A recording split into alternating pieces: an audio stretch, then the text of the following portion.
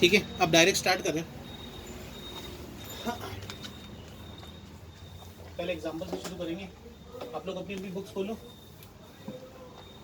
Example 10.1 लिखना कुछ नहीं है, सिर्फ देखते रहो। ठीक है,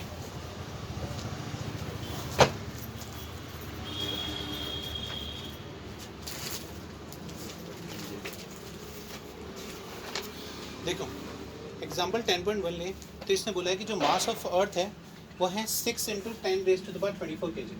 तो हम ले लेंगे m1 6 × 10⁻24 kg, और हमें दिया है मास 2 यानी कि मून का मास। ठीक है, इसकी वैल्यू दी है बेटा 7.4 × 10⁻22 kg, और डिस्टेंस ये है अर्थ और ये है मून। तो अर्थ और मून के बीच की जो डिस्टेंस है, ठीक है, वो दिए 3.84 × 10⁻5 किलोमीटर, और जी की वैल्यू दी है 6.7 × 10⁻⁻11। ठीक है, newton metre square kg square. ठीक है, वैल्यूज है हमारे पास में। तो 10.1 एग्जांपल। अब इसने बोला है कि फोर्स जो है, ठीक है, वो निकालनी है। तो फोर्स का फॉर्मूला हमें याद होना चाहिए, G × m1 × m2 bye D square.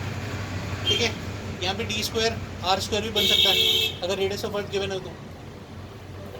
Values put करते हैं। F = G है हमारा 6.7 × 10⁻11 इंटू मास 1 कितना दिया है 6 × 10⁻24, और मास 2 दिया है 7.4 × 10⁻22 अपॉन डी स्क्वायर।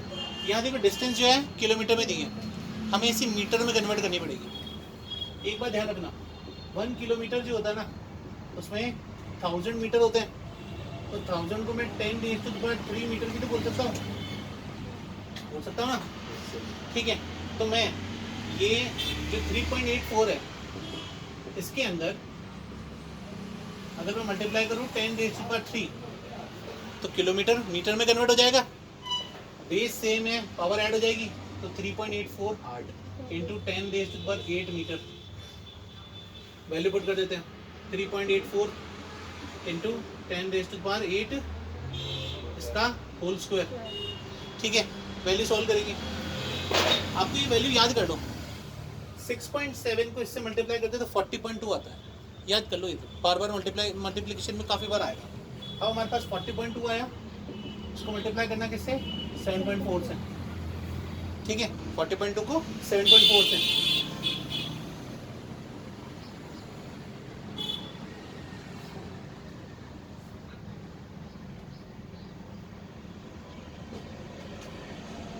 टू 97.48।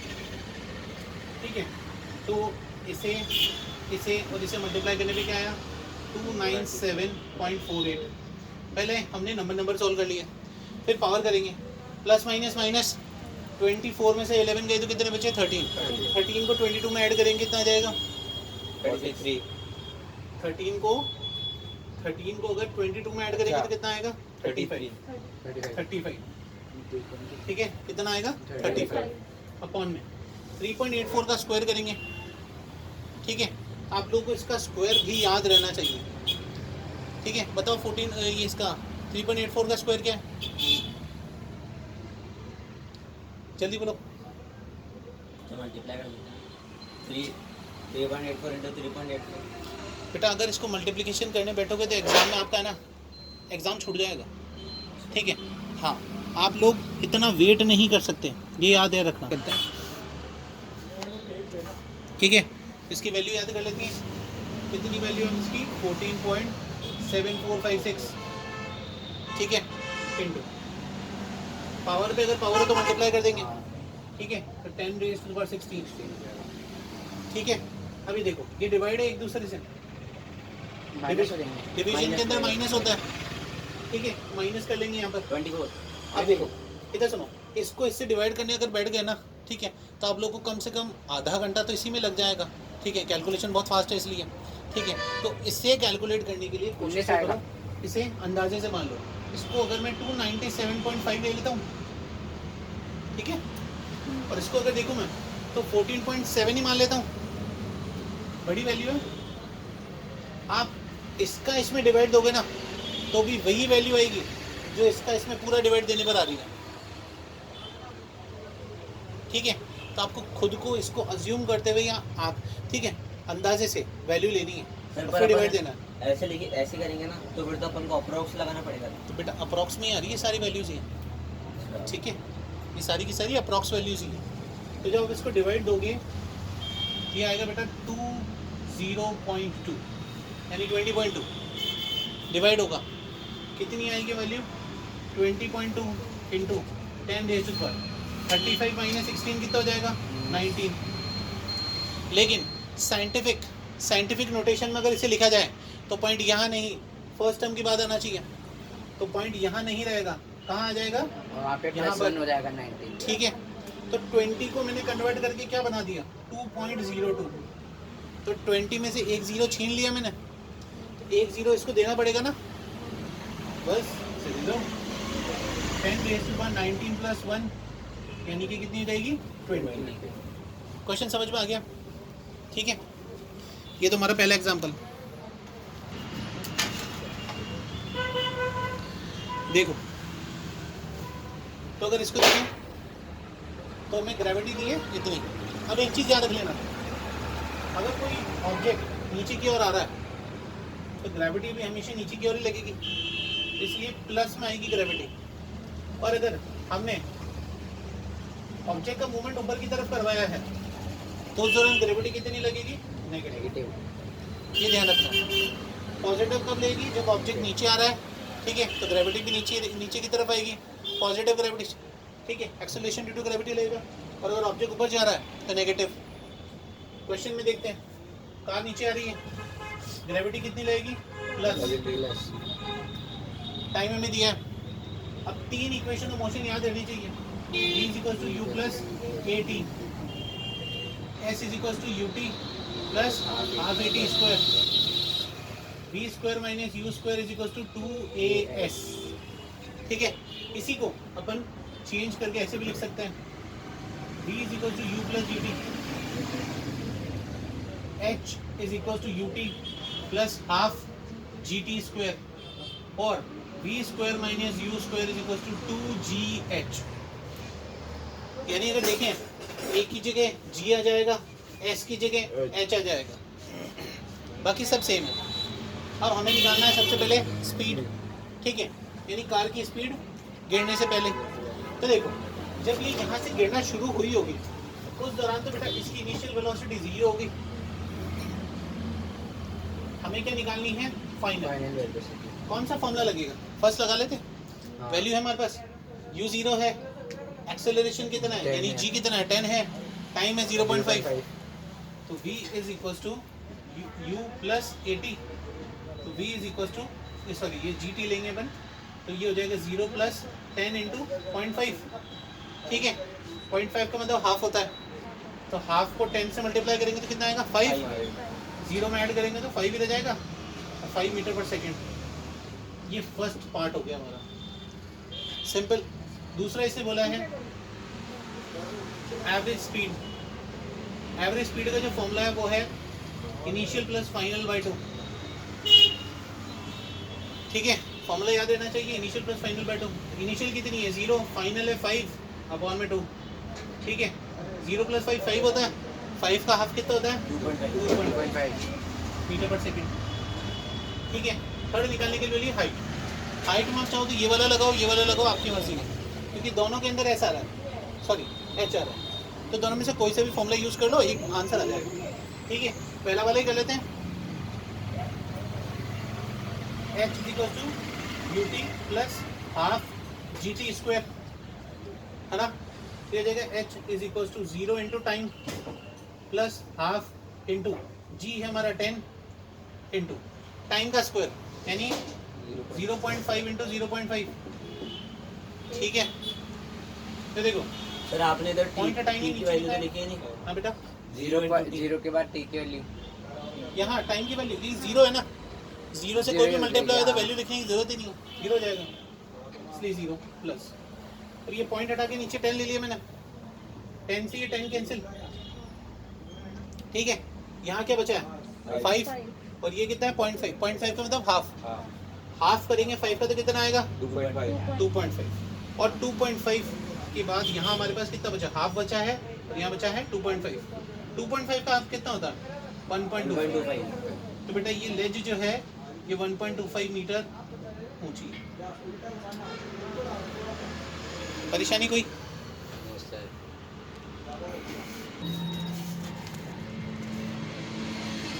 ठीक है, शुरू कर लेते हैं। तो देखो, अब इसने बोला है कि स्टोन को ऊपर फेंका गया या ऑब्जेक्ट को, तो जब ऊपर फेंका जाएगा तो बेटा इसकी ग्रेविटी नेगेटिव लगेगी, है ना, तो -10 ले लेते हैं। अब ये ऑब्जेक्ट जो है ऊपर फेंका जा रहा है तो इसकी कुछ ना कुछ इनिशियल वेलोसिटी होगी, जब कहीं जाएगा तो कहीं ना कहीं जाके रुक जाएगा, फाइनल हमें नहीं पता, यानी जीरो, फाइनल तो जीरो हो जाएगी क्योंकि भाई कहीं ना कहीं जाकर रुक जाएगा। तो इसने बोला कि ये जो वेलोसिटी इनिशियल जिससे इसे फेंका गया है वो पता करो, देन आफ्टर क्या पता करना है, टाइम, ठीक है। तो हम फॉर्मूला क्या लगाएंगे, अगर मुझे इनिशियल निकालनी है तो मैं ये वाला फॉर्मूला लगा लूँ, s = ut plus half gt², इस s को 1h कर लेते हैं। देखो h हमें दी हुई है, इनिशियल निकालनी है, टाइम है क्या हमारे पास, नहीं है, नहीं ये नहीं लगा सकते, ये नहीं देख सकते, फिर अपन ये वाला लेते हैं v² - u² = 2gh, g है h है, u निकालनी है v0, ठीक है, ये लग जाएगा। तो v हमारा 0 है, माइनस u कितना है निकालना है, 2 इंटू ग्रेविटी हमारी कितनी है -10, और हाइट कितना है हमारा, हाइट भी कितनी है 10 है, -10 भी बेटा 10 है, हाइट तो 10 ही रहेगी, ग्रेविटी जो है वो ऊपर की तरफ मतलब नीचे की तरफ लग रही है, ऑब्जेक्ट ऊपर जा रहा है पॉजिटिव डायरेक्शन में, इसलिए नेगेटिव लगेगी। तो सर, 0 सर, एक मिनट रुको, नहीं आपने ये बुक क्वेश्चन में दे रखा है जी की वैल्यू हमें 9.8 लेनी है। अच्छा 9.8 दे रखी है, ठीक है बेटा, 9. भी जी की वैल्यू 9.8 है, सर नहीं दे रखा। तो ये आप सॉल्यूशन में दे रखा है ना। देखो वैसे अगर क्वेश्चन में गिवन ना हो तो आप मेनली है ना क्या लोगे, 9.8 ही लोगे, 9.8 ही लोगे, ठीक है, गिवन हो तो 10 लेनी है, ठीक है, मैंने ध्यान नहीं दिया तो उस पर, जी की वैल्यू 9.8 दी हुई है, कोई नहीं, मल्टीप्लाई करते हैं, ये देखो 10 से इसका पॉइंट हट जाएगा, 10 से इसका पॉइंट हट जाएगा, 98 का डबल करेंगे तो कितना जाएगा, माइनस का 196 हटा, माइनस से माइनस, स्क्वायर रूट 196 का स्क्वायर रूट कितना होता है 14। इनिशियल वेलोसिटी कितनी आएगी 14 मीटर पर सेकंड, इनिशियल आते ही बेटा हम टाइम निकाल सकते हैं, v = u + 80 GT फॉर्मूला लगा देंगे, v हमारे पास 0, u हमने निकाला है 14, g है हमारा -9.8, और टाइम हमें पता करना है, तो 14 इधर आ जाएगा, माइनस का 14 ये मल्टीप्लिकेशन में डिवाइड में आ जाएगा, = टाइम, माइनस से माइनस कैंसिल, पॉइंट हटाएंगे, इनटू में क्या आएगा 10, ठीक है।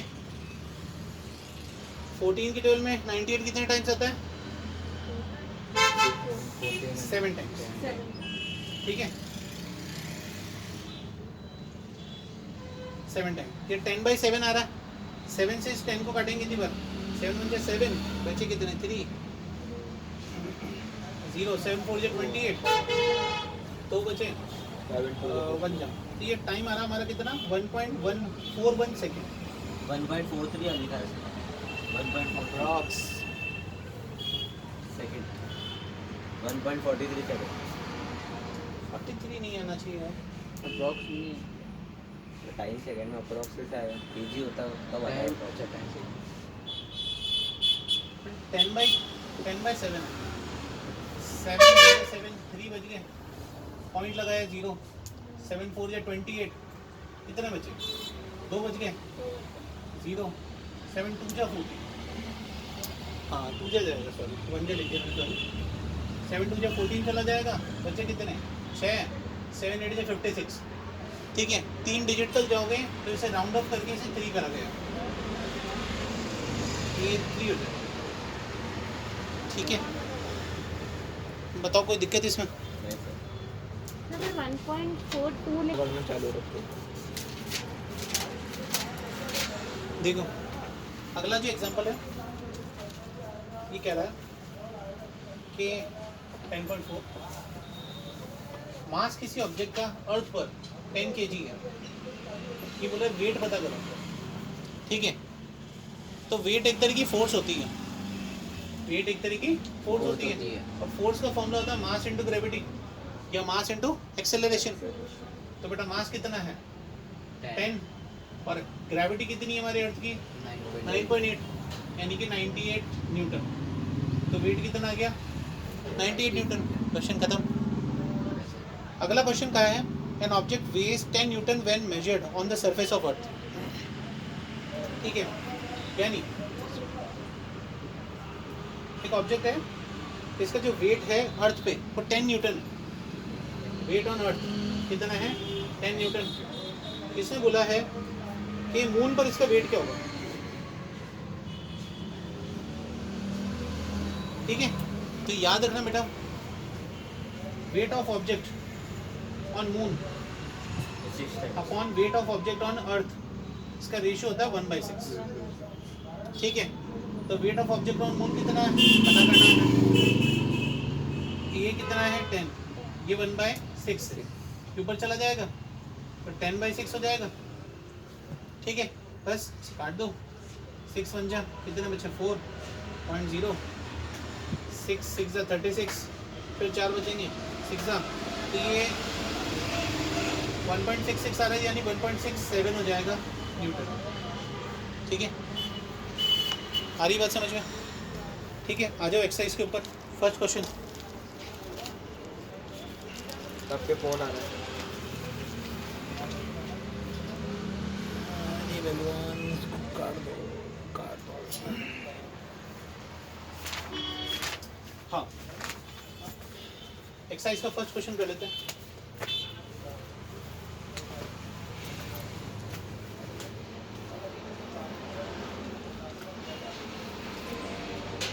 क्या बोला इसने, how does the force of gravitation between the two object change when the distance between them reduce to half, ठीक है। यानी दो ऑब्जेक्ट्स हैं, ठीक है, इनके बीच में इनिशियल डिस्टेंस मुझे नहीं पता, ठीक है, लेकिन ये बोल रहा है कि अब जो डिस्टेंस है वो इनके बीच में कितनी रह गई है, आधी रह गई है, ठीक है। कुछ भी मान लो आपकी इच्छा से, मान लो कि पहले 2 यूनिट थी, तब कितने यूनिट बच गई 1 यूनिट बच गई, ठीक है। अब इसने बोला कि जब डिस्टेंस हाफ हो चुकी है तो बेटा फोर्स ऑफ ग्रेविटेशन में क्या चेंज आएगा। जब भी ऐसे बोले ना,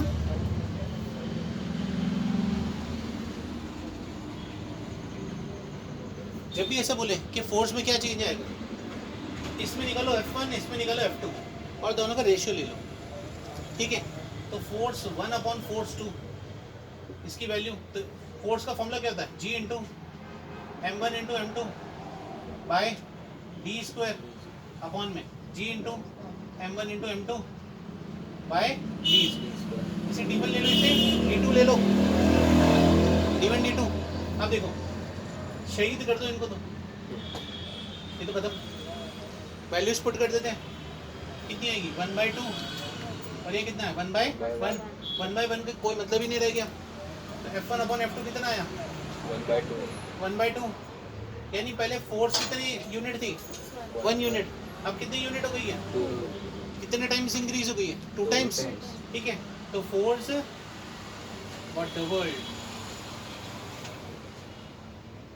फोर्स क्या हो गई है डबल हो गई है, बस सिंपल सा क्वेश्चन। अब ये भी देखो, मैंने एग्जांपल जो 10.1 कराया ना उसी की जैसे है ये क्वेश्चन नंबर 3, ठीक है। हाँ, थर्ड क्वेश्चन बिल्कुल एग्जैक्ट उसी की जैसा है। सेकंड बेटा थ्योरी, सेकंड क्वेश्चन है थ्योरेटिकल है, ठीक है। इसने बोला है कि जो ग्रेविटेशन फोर्स है वो सभी ऑब्जेक्ट पर मास के हिसाब से एक्ट करता है, तो कहता है कि जो हैवी ऑब्जेक्ट है, हैवी ऑब्जेक्ट, ठीक है, वो हल्के ऑब्जेक्ट से जल्दी क्यों नहीं गिरता। अगर मैं ये बुक और ये पेन इनको नीचे गिराऊं, ये दोनों सेम टाइम पे गिरेंगे, ठीक है। कारण ये है कि ये दोनों सेम एक्सेलरेशन, ठीक है, सेम एक्सेलरेशन मतलब इनको पे लगेगा, ठीक है। कौन सी acceleration? Acceleration due to gravity, that is why they fall at the same time, ठीक है। और एक्सेलरेशन ड्यू टू ग्रेविटी जो होता है वो मास के प्रोपोर्शनल नहीं होता, ठीक है, वो मास के प्रोपोर्शनल नहीं होता। कौन होता है मास के प्रोपोर्शनल? ग्रेविटेशनल कांस्टेंट या जो ग्रेविटेशनल फोर्स है। तो दोनों में अंतर है ये कि ग्रेविटेशनल फोर्स जो है वो मास के प्रोपोर्शनल होता है, इसलिए अगर मास बढ़ेगा तो ग्रेविटेशनल फोर्स बढ़ेगा, लेकिन जो एक्सेलरेशन ड्यू टू ग्रेविटी है वो मास के साथ नहीं बढ़ेगा, ठीक है, वो एज इट इज रहेगा, जो कांस्टेंट है सेम रहेगा, इसीलिए दोनों ऑब्जेक्ट सेम टाइम पे गिरते हैं। थर्ड क्वेश्चन देखो, इसने बोला है फोर्स का जो मैग्नीट्यूड है वो पता करो। अगर मास दोनों ऑब्जेक्ट का हमें दिया है, तो मास 1 दिया बेटा 1 kg, मास 2 दिया है 6 × 10⁻24 kg, ठीक है, और रेडियस भी है ना, रेडियस ऑफ अर्थ 6.4 × 10⁻6 मीटर, ये दिया, ठीक है। अब देखो हमारा फोर्स पता करना अपने को, तो फोर्स का फॉर्मूला क्या है? G G into m1 into m2 upon r square. अगर रेडियस है तो बेटे रेडियस का स्क्वायर, और डायमीटर है तो सॉरी डिस्टेंस है तो डिस्टेंस का square. F is equals to G की वैल्यू याद होनी चाहिए 6.7 × 10⁻11 इंटू मास 1 है 1, मास 2 है 6.4 × 10⁻, सॉरी 6.4 गलती लिख दी, 6 है सॉरी 6 × 10⁻24 kg अपॉन में रेडियस ऑफ अर्थ हमारा कितना 6.4 × 10⁻6 का होल स्क्वायर। अभी याद कराई थी वैल्यू, 6.7 को 6 से मल्टीप्लाई करोगे क्या आएगा? 40.2। एग्जाम में टाइम बच गया अपने यहाँ भी।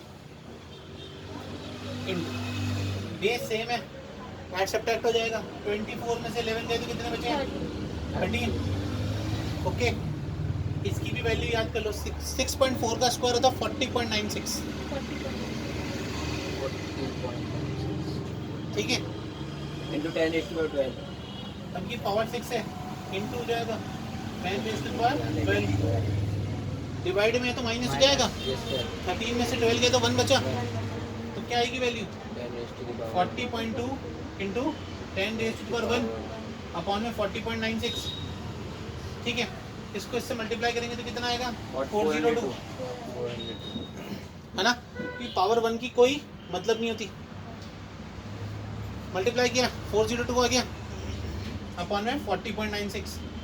अब एक बात बताओ, 40.96 को मैं राउंड ऑफ करके 41 लिख सकता हूँ, है ना। ये बेटा दिखाना नहीं है सर को, ये तो सिर्फ हमारे दिमाग में रखना, ठीक है। 41 जो है अगर मैं 10 टाइम मल्टीप्लाई करूँ तो कितना आएगा? 410, तो यानी ये 410 बार तो है नहीं, उससे जस्ट छोटा है ना, 9 टाइम्स आएगा, 9 टाइम्स, कितनी बार? 9 टाइम्स।